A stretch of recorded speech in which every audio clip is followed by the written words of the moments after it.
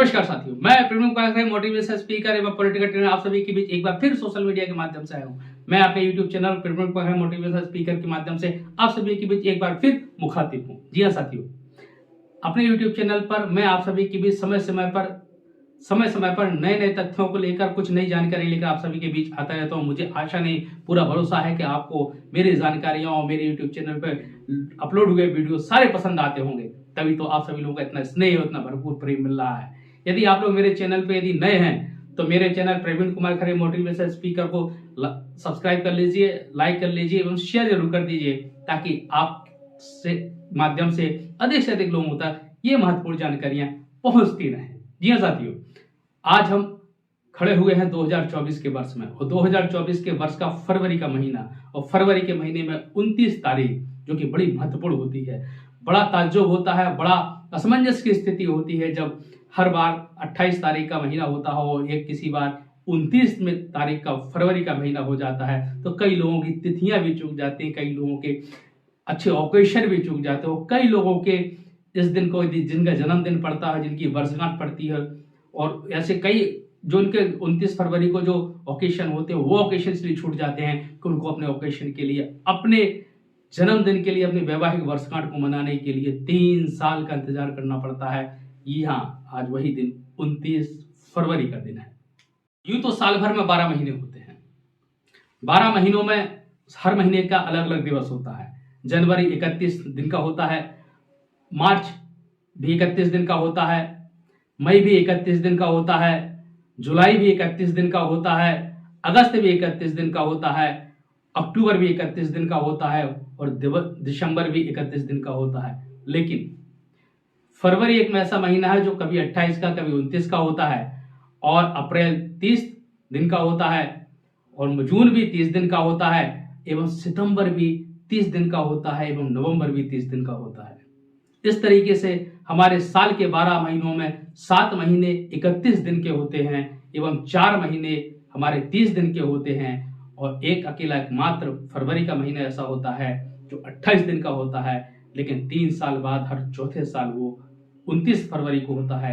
जी हाँ, इस 29 फरवरी का विशेष दिवस को हम लीप ईयर बोलते हैं, लीप ईयर का लीप डे बोलते हैं। जी हाँ साथियों, ऐसे हमारे अभी तक कितने लीप ईयर और लीप डे पड़ चुके हैं, इनका सभी का डाटा लेकर मैं आप सभी के बीच आया हूं। और कैसे ये लीप ईयर होता है, किस तरीके से लीप ईयर इनको बोला जाता है, किस तरीके से 28 दिन की फरवरी में 3 साल के अंतराल के बाद एक दिन और जोड़ा जाता है, जिससे साल में 365 दिन के अलावा इस चौथे साल में लीप ईयर में 366 दिन का साल गिना जाता है।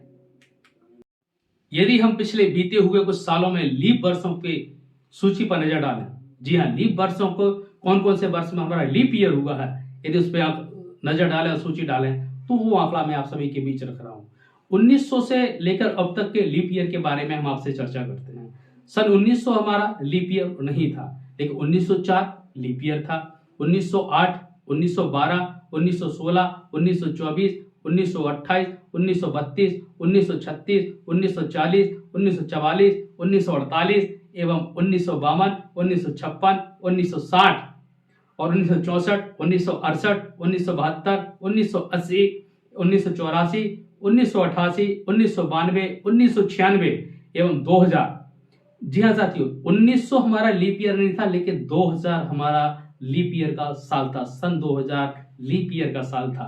2004 लीप ईयर था, 2008, 2012, 2016, 2020 और 2024 जिस साल में हम अभी खड़े हैं, आज भी हमारा लीप ईयर है। इस तरीके से हमारे 1900 से लेकर अब तक लीप ईयर की ये सूची थी। एक लीप वर्ष जिसके साल का पूरा जो आंकड़ा लिखते हैं, जैसे 1902 लिखा या 1904 लिखा, 1908 लिखा, वो यदि 4 से विभाजित होता है तो वो वर्ष लीप ईयर की श्रेणी में गिना जाता है। एक लीप वर्ष में वर्ष का आंकड़ा, वर्ष के अंत का आंकड़ा, जैसे 2000, 2004, 2008, यदि ये 400 से विभाजित होता है, जी हाँ साथियों, जब 400 से यह संख्या पूर्णतः विभाजित होती है तो लीप ईयर्स की श्रेणी में जाता है। साथियों, 2024 का कैलेंडर हमारा 1965 के कैलेंडर से बिल्कुल मेल खाएगा। जी हाँ, वर्तमान 200 वर्षों की समय सीमा में समान कैलेंडर को साझा करने वाले जो हमारे वर्ष हैं, 7 वर्ष हमारे साझा करने वाले जो 7 वर्ष हैं, 1940, 1968, 1996 और 2024, और हमारा 2052 भी रहेगा और 2080 भी रहेगा और 2120 भी रहेगा, जो समान कैलेंडर के तौर पर हमारे सामने आएंगे। कब होता है लीप वर्ष? लीप ईयर कब होता है? ये लीप ईयर जब पड़ता है जब हम अपने कैलेंडर को पृथ्वी की कक्षा के साथ संरक्षित करने के लिए फरवरी के अंत में एक दिन को जोड़ते हैं। हर 4 साल बाद ये तिथि, ये दिवस आता है जब हर 4 साल बाद फरवरी के अंत में हमें एक दिन को जोड़ना पड़ता है, जो कि 28वें फरवरी के 28वें दिन से बड़ा होता है, और इस तरीके से हमारे साल में 365 दिन के बजाय 366 दिनों को गिना जाता है। लीप ईयर की गिनती हम क्यों करते हैं और कैसे करते हैं? पृथ्वी को हम सभी जानते हैं कि हमारी पृथ्वी सूर्य की परिक्रमा करती है। सारे नक्षत्र में, ब्रह्मांड में सारे नक्षत्र, सारे ग्रह, उपग्रह एक दूसरे की परिक्रमा करते हैं। उसी तरह से हमारी पृथ्वी सूर्य की परिक्रमा करती है, और हमारी पृथ्वी को सूर्य का परिक्रमा करने में 365.25 दिन का समय लगता है। जी हाँ साथियों, 365.25 डेज का समय लगता है, और जैसे हम एक सौर वर्ष के तौर पर गिनते हैं, और हमारे एक सौर वर्ष में हम 365 दिन की गिनती करते हैं, और छूटा हुआ जो आंशिक दिन होता है उसकी भरपाई करने के लिए हम हर 4 साल में हर 4 साल में एक दिन को हम जोड़ते हैं।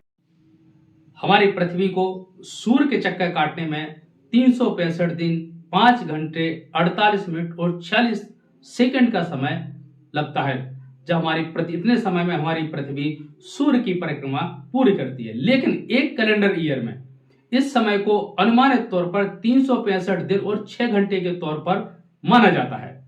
सोलर ईयर और कैलेंडर ईयर के दिनों के अंतर को कम करने के लिए हर 4 साल तक 6-6 घंटे का दिन जोड़ा जाता है। तो वो इस हिसाब से 6-6 घंटे 4 साल में 24 घंटे का अंतराल हो जाता है, जो कि एक दिवस के बराबर होता है। इस वजह से फरवरी के 28 दिन के बाद एक दिन की गिनती की जाती है, तो 29वां दिन जो होता है उसको लीप डे, और उस साल को लीप ईयर बोला जाता है। लीप ईयर का असल गणित क्या है? कैसे लीप ईयर को निकाला जाता है? कैसे तय किया जाता है कि कौन सा साल लीप ईयर में चौथे साल में आएगा? जी साथियों, अतिरिक्त समय को एडजस्ट करने के लिए पहले 00 पर खत्म होने वाले साल को चुना गया। फिर आखिर में यह फैसला लिया गया कि ग्रेगोरियन कैलेंडर में जो साल 00 पर खत्म होते हैं और जिन्हें 400 से भाग दिया जा सकता है, मतलब जो साल की संख्या 400 से विभाजित हो सकती है, उन्हें लीप ईयर माना जाता है। 1900 हमारा साल 1900 सन 1900 लीप ईयर नहीं था, लेकिन जबकि साल हमारा सन 2000 लीप ईयर की श्रेणी में आता है। क्या आप जानते हैं साथियों, हमारे 1582 कैलेंडर में एक साल में 10 दिनों को भी कम किया गया था। कैसे? मैं बात कर रहा हूं 16वीं शताब्दी में। जी हां, 16वीं शताब्दी में पोप ग्रेगोरी 8 ने बताया कि एक्स्ट्रा समय के कारण दोनों कैलेंडरों के बीच 10 दिन का अंतर आ गया है।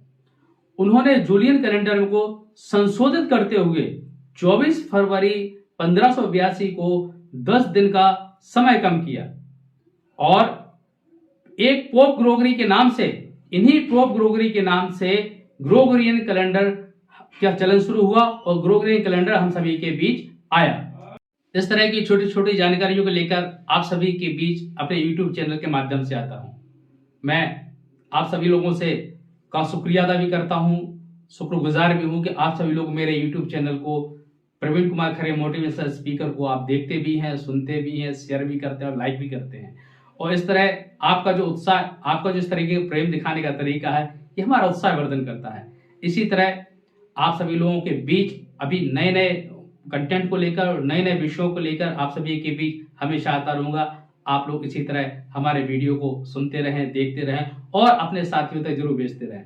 यदि आपने अभी तक हमारे चैनल को सब्सक्राइब ना किया हो तो सब्सक्राइब जरूर कर लें, उसमें बेल आइकन जरूर दबा दें, ताकि आपको हर विषय का वीडियो आप सभी तक पहुंचता रहे। लाइक कर दें और शेयर कर दें ताकि अधिक से अधिक लोगों तक ये जानकारियां पहुंचती रहे। आप सभी के स्नेह प्रेम के लिए मैं तहे दिल से शुक्रिया अदा करता हूं। इसी तरह आप सभी का स्नेह और प्रेम बना रहे।